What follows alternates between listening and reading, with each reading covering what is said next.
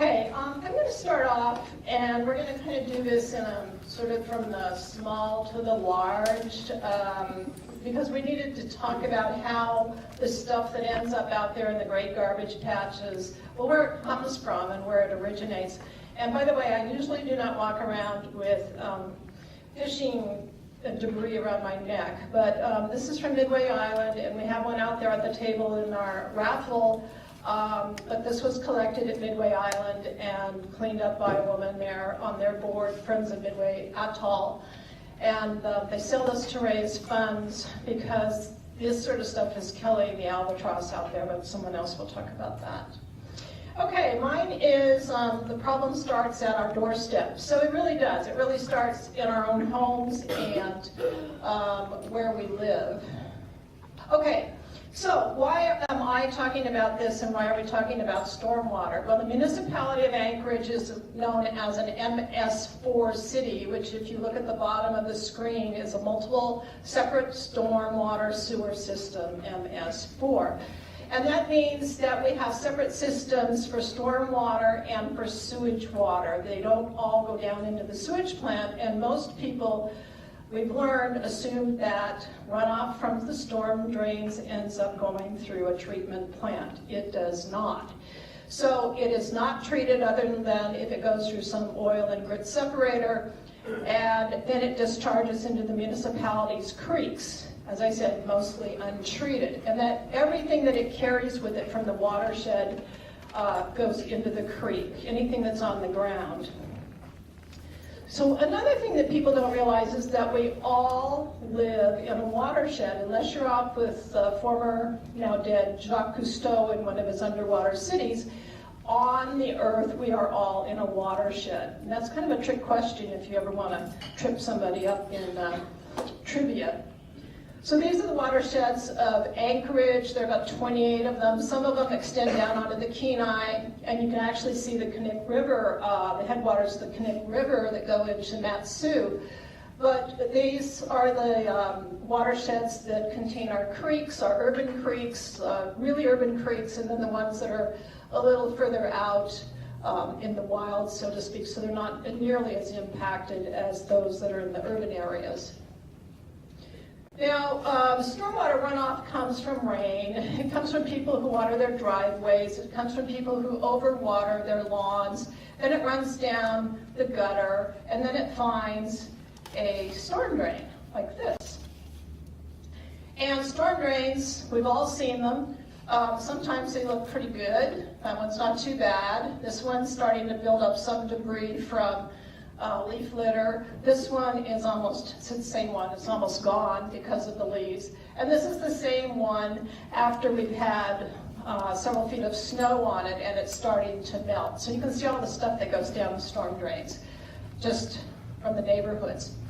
As I mentioned earlier during the business meeting, this is one of the medallions that we're using now that Matt, who works with us, is using to put out on storm drains to alert people to the fact that this water does indeed go into our creeks.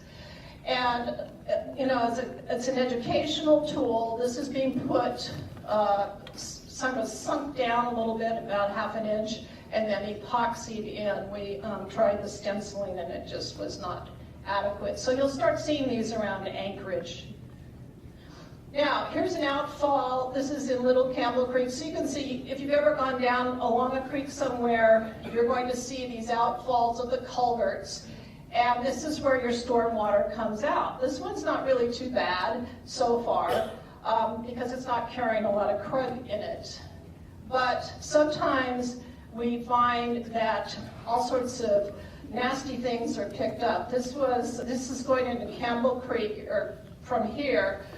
It goes back about 750 feet to a subdivision where they were dewatering an area where they probably shouldn't have been building, but the water table kept coming up high, so they were dewatering the area, putting it down a storm drain, and then it looks sort of like this nice coffee mixture as it entered Campbell Creek. Several phone calls from people, and we've had some other different colors in the creeks lately that I won't go into.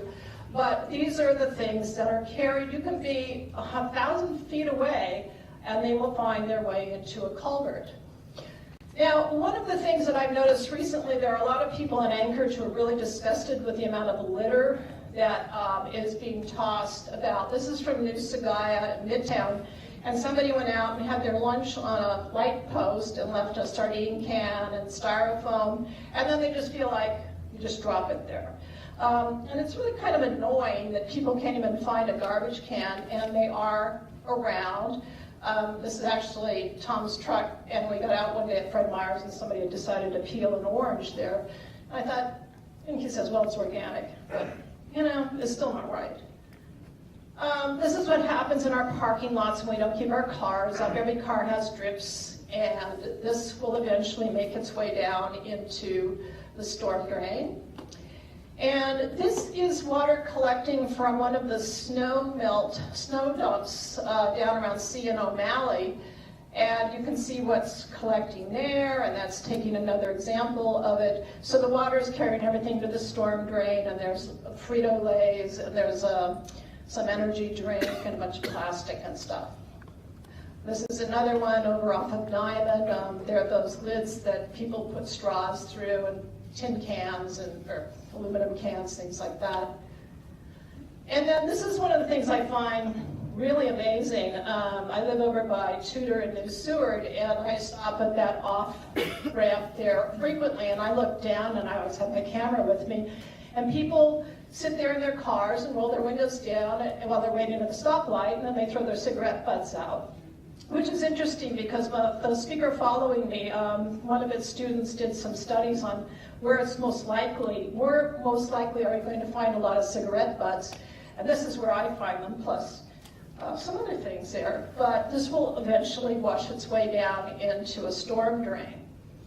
And this is a culvert that has a grate on it. It's over by C Street, and you can see it's almost half caught up by the grate. And I'm not sure why the grate is there. Sometimes they do it to keep the beavers from going inside, and I don't know if that's a beaver-prone area. I don't believe it is.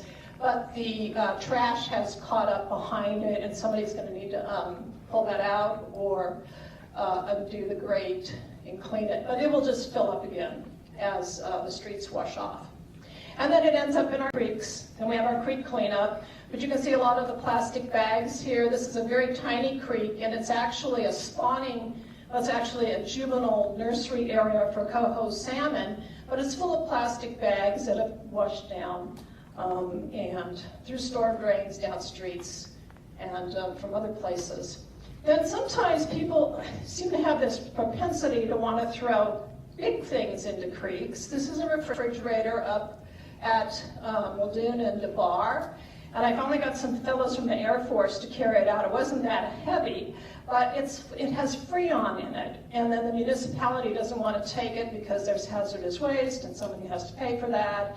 So anyway, we just pulled it up on the bank. But people actually go out of their way to throw things in creeks. This is a washing machine in Little Kemble Creek, over at Meadow and 68, where we do a lot of work with our students. And it's like, I don't know why you go to all that trouble to carry it and throw it in the creek. We've had 2 entertainment centers there, and recently a broken television as well. Now, I just wanted to kind of summarize the things that go down that we really worry about. We talked about dog poop being one of them. Fecal coliform contamination. All our creeks are impaired with fecal coliform. But also think about the containers. We are trying to get people off of chemicals in their yards and snowmelt chemicals, but also what is holding them is plastic. And if you look at the displays in the back and the cute little fish out there at the raffle table, those are made from post-consumer recyclable plastic. So plastic just goes on forever and ever. Styrofoam, takeout, fungicides, the Bic lighter, which you'll see more of, cigarette butts, fishing lures, straws, hypodermic needles, big plastic cups. And this one's interesting, it's car washing, because when you wash your car in your driveway, it runs down the driveway. And there are a lot of car fundraisers in this city, and we've been trying to educate the groups about what happens. So I walked up to a group of young women who were doing a car wash one day for a rowing team, and the leader pulled up the Armor All and said, look, we use this, and I turned it around and it says, do not allow the rinsed water to enter storm drains, streams, or lakes. And that was right around the corner. They were at the Alaska Club, and fall about 10 feet, it was going right down a storm drain.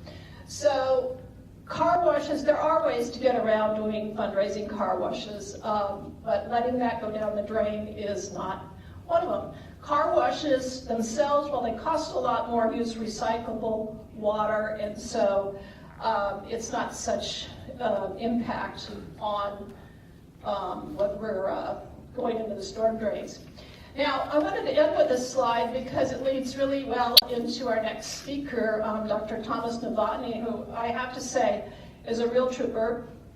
Flew up from San Diego yesterday, despite Alaska Airlines' little problems, and is flying out tonight. He's a teacher down at San Diego State University.